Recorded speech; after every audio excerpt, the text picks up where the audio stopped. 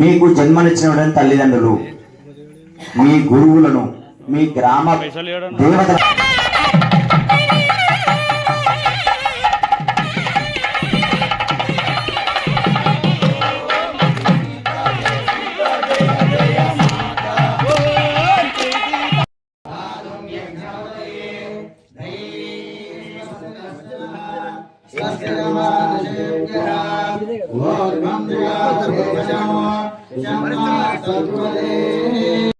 కలకడుకోవాలి.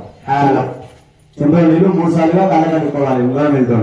ఓం విశ్వకర్మణే స్వాహ.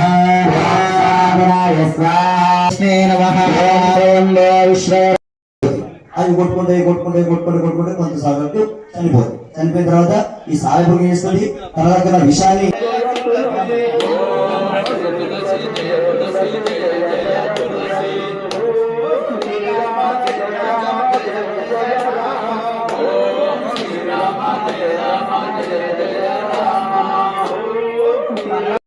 ఈరోజు రాజక్కపేట నడిబొడ్డున ఉన్నటువంటి పురాతన అభయాంజనేయ స్వామి ఆలయం ఉంటే అది శిథిలావస్థకు చేరుకున్నందున గ్రామ పెద్దలందరూ నిర్ణయించి గ్రామస్తుల సహకారంతో గ్రామంలో ఉన్నటువంటి ప్రజలందరూ ఏకమై ఈ నడిబొడ్డున ఉన్నటువంటి అభయాంజనేయ స్వామి విగ్రహాన్ని పునఃప్రతిష్ఠించుకోవాలని నిర్ణయించి ఈ 3 రోజుల పాటు పునఃప్రతిష్ఠ కార్యక్రమాలు జరుగుతున్నాయి.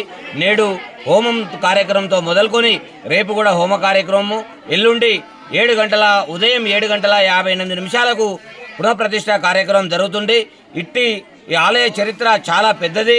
ఇన్నడూ తాత ముత్తాతల కాలంలో ఇది ప్రతిష్ఠించిన దేవాలయం శిథిలావస్థకు చేరుకున్న తర్వాత అందరూ కలిసి ఏకమై ఈ ఆలయాన్ని ఉన్నటువంటి విగ్రహాన్ని పునఃప్రతిష్ఠించుకొని గ్రామ సంరక్షణార్థం గ్రామంలో ఉన్న ప్రజలందరి బాగు కోసం దీన్ని ప్రతిష్ఠించుకోవడం జరుగుతుంది.